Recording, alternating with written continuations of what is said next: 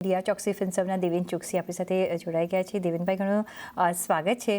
અને શરૂઆત પહેલાં માર્કેટ સાથે કરી લઈએ, કારણ કે ઓવરઓલ અત્યારના આપણે માર્કેટમાં પાછું 2-4 દિવસથી આપણે થોડો ઘટાડો જોઈ રહ્યા છે, રાઈટ? અને મે બી હવે તમને શું લાગે છે કે કયા પરિબળો અત્યારના માર્કેટને સતાવી રહ્યા છે? બિકોઝ એક બાજુ મે બી હવે ફેડ રેટ કટ કરશે, મે બી આપણને બી એક રેટ કટ આવશે, પણ જ્યાં સુધી ફોરેન ઇન્વેસ્ટર્સને જોઈ રહ્યા છે આપણે, જે રીતના રૂપી ડોલરનો આપણે એક ડેપ્રિશિએટ થતા જોયો છે રૂપીને, અને ઘણા બધા મે બી એને પાછળનું એક રીઝન જે છે, મે બી જે પાછા પોતાના ઘર ભેગા પૈસા લઈ જઈ રહ્યા છે.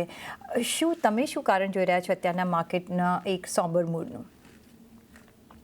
So good afternoon, Preeti. I think મારા હિસાબે one of the fundamental factor એ રહી છે કે માર્કેટ્સ આપણા ફેરલી વેલ્યુડ છે. જનરલી માર્કેટની અંદર આર્ગ્યુમેન્ટ ઉપર જવા માટે જ્યારે આવે કે જ્યારે માર્કેટની અંદર અંડર વેલ્યુએશનની સિચ્યુએશન હોય. અત્યારે we don't have under valuation situation. તમે નિફ્ટી 50 સ્ટોક જુઓ કે નિફ્ટી 500 સ્ટોક જુઓ, I think the valuations are already discounting 18 months to 24 months earning. Discount કરીને વેલ્યુએશન અત્યારના તારીખમાં કોટ થઈ રહ્યા છે. સો સર્ટનલી પહેલો આર્ગ્યુમેન્ટ કદાચ જે ફેવરમાં હોવો જોઈએ એ નથી.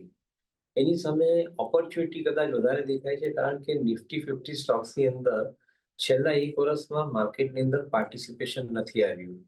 અને જનરલી જ્યારે જોયું છે કે એક વખત માર્કેટ પીક કરે, એટલે જે સપ્ટેમ્બર 24માં માર્કેટે પીક કર્યું હતું 24,300ના નિફ્ટીના લેવલ પર, એ પીક લેવલને ક્રોસ કરવા માટે 15 મહિનાનો ટાઈમ જોઈતો હોય છે ફરીથી પાછો નેક્સ્ટ સ્ટેજની અંદર.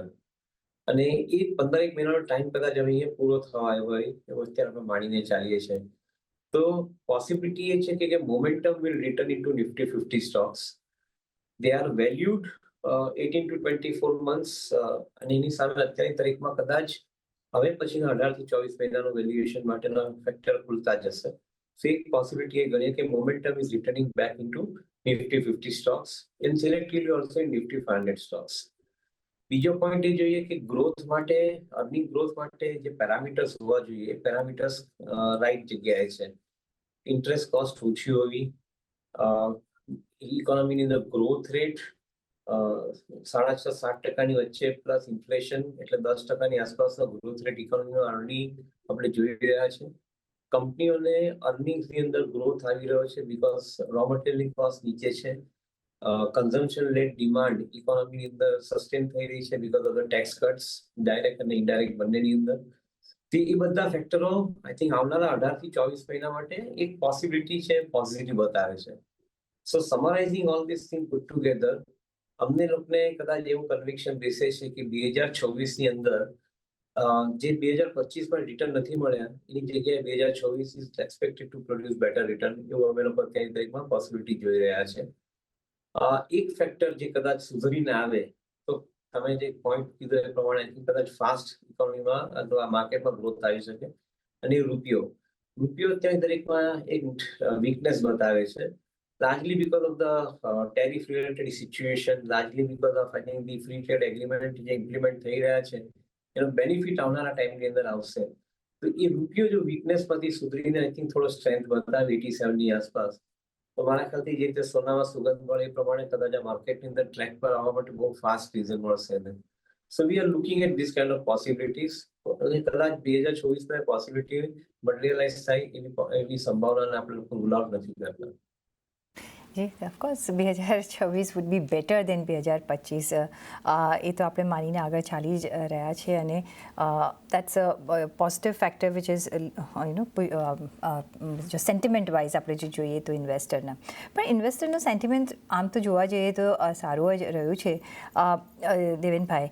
અને આઈ થિંક જેટલું રિટેલ ઇન્વેસ્ટરને આપણે થેન્ક કરવું જોઈએ, I think it would be less. પણ જે રીતના માર્કેટ પાર્ટિસિપેશન અત્યારના રહ્યું છે, કઈ રીતના તમે જોઈ રહ્યા છો? આ પાર્ટિસિપેશનમાં કોઈ તમે સુધાર વધારે જોઈ રહ્યા છો કે વધારે આપણે ડિપેન્ડ કરવું પડશે માર્કેટ જો એફઆઈએસ હજી પણ પાછા જશે, જો હજી દે go back to there on point of origin, તો પછી કઈ રીતના તમે માર્કેટને જોઈ રહ્યા છો? મને નથી કોઈ એની અંદર કોઈ નેગેટિવ પોઈન્ટ દેખાતો. They are traders. They return back when the situation becomes conducive. So as if એની સામે ઇન્ડિયાના ઇન્વેસ્ટરો પૈસા નવા ઇન્ટ્રોડ્યુસ કરતા જાય છે માર્કેટમાં. લગભગ 30,000 કરોડની એસઆઈપી મંથલી બેસિસ પર આપણે લોકો એન્જોય કરી રહ્યા છે. So in my viewpoint, I think since the traders are selling, investors are buying, I feel that I think it's a good thing to happen. જે લોકો આજની તારીખમાં અંડર 26,000 ઇન્ડેક્સમાં બાય કરતા હોય એને 30,000નો ઇન્ડેક્સ જ્યારે 12 મહિના ફોરવર્ડ પછી જ્યારે દેખાતો હોય તે આવનારા 12 મહિનામાં પ્રોફિટ બુક કરવા પણ આવશે અને ત્યારે બહારના ઇન્વેસ્ટરો કદાચ લેતા હશે. એવી પોસિબિલિટી રૂલ આઉટ નથી કરતો. So I don't think that I think one should be too serious about the exiting. એ લોકોના એક્ઝિટ્સ ઇન્વેસ્ટમેન્ટમાંથી નથી, મેં પાસમાં બી કીધું છે, એ લોકોના એક્ઝિટ ટ્રેડિંગમાંથી છે. So let them trade, nothing wrong with it. We are getting opportunity current levels પર પોર્ટફોલિયો ગ્રો કરવા માટે. એબ્સોલ્યુટલી. પણ કમિંગ બેક જો આપણે નજર કરીએ બેન્કિંગ કાઉન્ટર્સ પર એ હીરો રહ્યો છે, આમ આખું ફાઇનાન્શિયલ સેક્ટર બાઝ થઈ રહ્યું છે ને એમાં ઇન પર્ટિક્યુલર મારે આજે એનબીએફસીઝ માટે વાત કરવી છે because the growth they are seeing અને આઈ થિંક એક રિપોર્ટ પણ આવ્યો છે કે 18 to 19% ગ્રોથ હજી પણ એ લોકો જોઈ રહ્યા છે અને આમાં અમુક ઇન્ડિવિજ્યુઅલ એનબીએફસીઝે તો એક સારું પરફોર્મન્સ દેખાડ્યું છે આ ફેસ્ટિવ સિઝનમાં. અને મે બી એ ફેસ્ટિવ સિઝનથી કમ્પેર કરીએ તો અત્યારના સ્લાઇટ એક ડેમ્પનેસ આવી છે પણ દે સી કે સ્ટ્રોંગ ગોઈંગ છે. કઈ રીતના આ સેગમેન્ટને તમે જોઈ રહ્યા છો નિવેશ કરવા માટે? No, I think extremely important point કારણ કે majority of the good quality NBFCs એ લોકો કસ્ટમર સાથે પહોંચવા માટે they are having the platform. એટલે ફિનટેક પ્લેટફોર્મ યુઝ કરે છે અને જે ફંડિંગ કરવાનું છે એને પ્રોડક્ટાઇઝ કરીને એ લોકો ફંડ કરી રહ્યા છે. For example retail credit, buying cell phone on credit, for example buying two wheeler on credit, for example buying any of the consumer good product on credit. So આ એનબીએફસીઓ પોતાના પ્લેટફોર્મની સાથે ફિનટેક પ્લેટફોર્મની સાથે આ પ્રોડક્ટને એમ્બેડ કરી દે છે અને એ લોકો તરત ને તરત ત્યાં સામસામે જ્યારે ટ્રાન્ઝેક્શન થતું ત્યારે ક્રેડિટ આપે છે. આ જે ફેક્ટર જે છે એને કારણે the main is separated out of boys જે આપણે કહેતા હોઈએ એ થઈ રહ્યું છે. ઓવરઓલ બેન્કિંગ ક્ષેત્રની અંદર કદાચ એ લોકોને રિટેલ ક્રેડિટનો ગ્રોથ નથી મળી રહ્યો પણ જે ટિપિકલ એનબીએફસી જે લોકો ફિનટેક સાથે આગળ વધી રહ્યા છે એ લોકોને ગ્રોથ ક્રેડિટનો મળી રહ્યો છે. For example Bajaj housing finance, industry players are reporting only 7% growth in housing finance activity. આ કંપની લગભગ 22 થી 23% લેન્ડિંગ ગ્રોથ બતાવી રહી છે. સો મિનિંગ એનો એ થાય છે કે એ લોકોએ કસ્ટમાઇઝ કરી છે આખી સિચ્યુએશન અથવા આખી પ્રોડક્ટને કસ્ટમાઇઝ કર્યા છે અને એ લોકો ફિનટેક પ્લેટફોર્મના માધ્યમથી આગળ વધી રહ્યા છે. So they are fastest in reaching out to the customer. They are better in measuring their non performing risk અને એને કારણે કદાચ આ બધી કંપનીઓમાં એ લોકો થોડા વધારે સારા રીતે આવ્યા છે. So we are looking at this sector very systematically. We believe that I think તમારો એડવાન્ટેજ અથવા એજ તમારી જે છે એ edge I think use of technology અને કસ્ટમર સુધી કેટલા જલ્દી પહોંચી શકો એમાં તમારી એજ રહેલી છે. Growth is continuing in the market fortunately પણ the companies which are capitalising this particular growth એની અંદર some of the good quality NBFCs are definitely I think one should look at.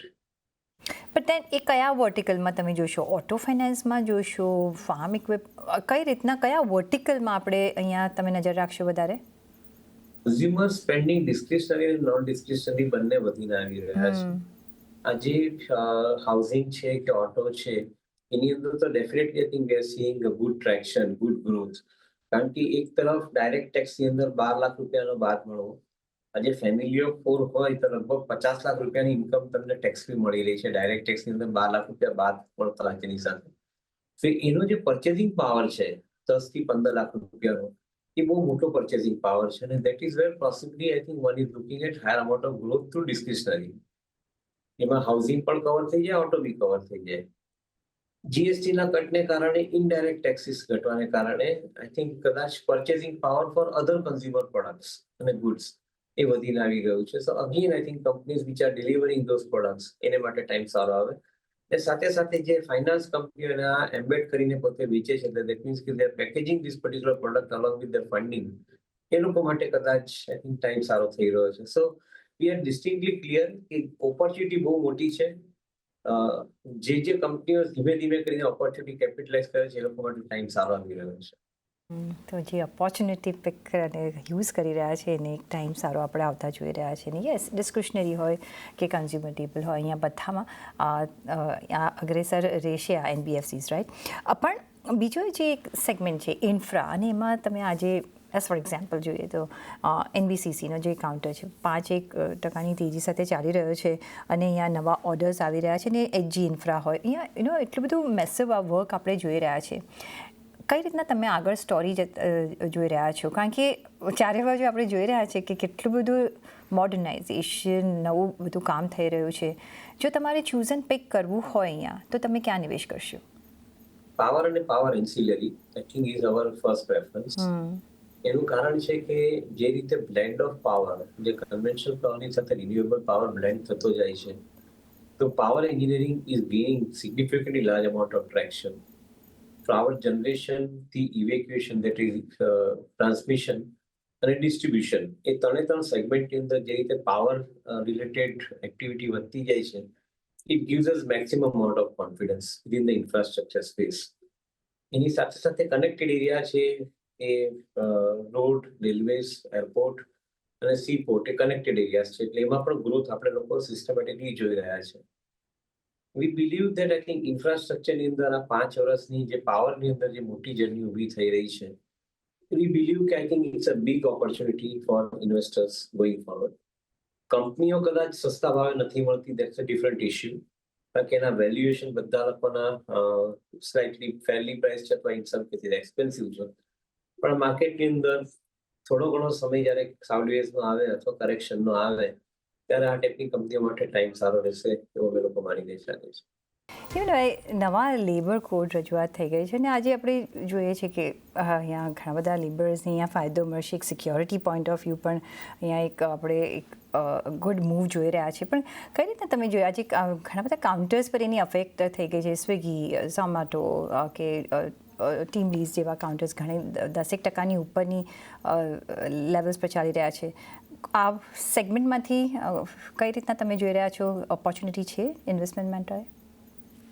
I don't know specifically કોઈ એકાદેક company કોઈ એકાદેક સેક્ટરમાં એની opportunity હોય પણ one thing is obvious and coming out very clearly government is trying to rationalize the entire requirement in the country from the growth perspective. Laborની security is a paramount. એની સાથે સાથેના જે બી એલાઇડ રિફોર્મ્સ છે gratuity related છે, minimum hourly wage rate છે, એ જે બધા જે રિફોર્મ્સ છે એ reforms are very sounding promising going forward. કદાચ ચાઇના તરફ એક નજર રાખવાની જરૂર છે. ચાઇનાએ આઈ થિંક આ બધા રિફોર્મ્સ ઇમ્પ્લિમેન્ટ કર્યા છે સાથે એ લોકો એક સ્ટેજ આગળ વધ્યા છે. એ લોકો પ્રોડક્ટિવિટી લેડ રિફોર્મ્સ લાવ્યા છે. આજે ચાઇનાની અંદર અમુક blue collar workers I think they draw 10% of their salary by way fix salary, 90% of their salary they draw by way of output. એટલે એ લોકોનું જે ડેઇલી આઉટપુટ જે બી આઈ થિંક નક્કી થયું હોય એનાથી અબાવ એ આઉટપુટ જ્યારે અચીવ કરે I think some workers end up drawing I think incremental salary on a same day basis rather. તો અમે લોકો એવું માનીએ છીએ કે આઈ થિંક આપણા જે રિફોર્મની શરૂઆત થઈ છે સારી થઈ છે.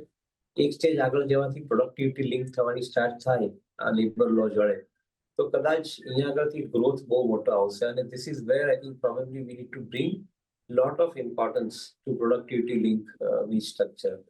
But otherwise yes I agree that I think અહીંયા આગળથી લોકોના હાથમાં નવી કેપિટલ આવશે સિસ્ટમેટિકલી અને એ પૈસા અગેન ઇકોનોમીમાં ખર્ચવા માટે આવે તો ઇકોનોમીનું એન્જિન જે છે સિસ્ટમેટિકલી આગળ ચાલતું રહેશે. આપણે એવું માનીને ચાલવું જોઈએ. આજે બીજું સારો એવો સપોર્ટિંગ ઝોનમાં છે જે આઈટી છે અને એની વિચ વેઝ આપણે હવે અહીંયા ક્લોઝ વોચ રાખી રહ્યા છે. એઝ અ સ્ટ્રેટેજી હવે તમે અહીંયા કઈ રીતના કામકાજ કરી રહ્યા છો? કઈ રીતના હવે પાછું આપણે ધીરે ધીરે આપણે જોઈ રહ્યા છીએ કે કઈ રીતના આઈટી પરફોર્મ કરી રહ્યું છે? ઓર્ડર બુક સરસ છે, નંબર સારા આવ્યા છે સેકન્ડ ક્વાર્ટરના. કઈ રીતના તમે નજર રાખશો? તો આપણે જે પાસમાં બી એક વાત કરી હતી કે જે ફ્રન્ટલાઈન આઈટી કંપનીઓ છે એની અંદર ડાઉનસાઇડ લિમિટેડ છે. All we are keeping an eye on is a change in the business model. Fortunately, companies like Infosys, companies like TCS are leading the path. Infosys અને ટીસીએસ, ઇન પર્ટિક્યુલર ટીસીએસ હમણાં જે recently data centre માટેનું જે type કર્યું, now that is suggesting that from an asset light model they are now investing money in creating the asset based model, and it is a permanent business. Data center kind of a requirement is going to be, I think, only increasing current level થી આગળ જતા. In fact, world is expecting from different reports कि AI led જે રીતના developments આવી રહ્યા છે, the demand for data center is going to increase significantly in next 5 years. અને જે કદાચ આજની તારીખમાં less than 100 ગીગાવોટ્સની જે ડેટા સેન્ટરની કેપેસિટી છે, they are increasing to 250 gigawatts capacity, which is in next 3 to 5 years time from now. Indiaની અંદર companies like TCS, companies like Reliance, Adani, kind of group, એ લોકો આ સેગમેન્ટની અંદર આગળ વધી રહ્યા છે, અને we believe that I think Indian IT companies will probably lead the path. A factors જો આઈટી કંપનીઓની અંદર સિસ્ટમેટિકલી તમે પ્રોગ્રેસિવલી જોતા જાઓ તો કદાચ આઈ થિંક ઘણું પોઝિટિવ આવી શકે.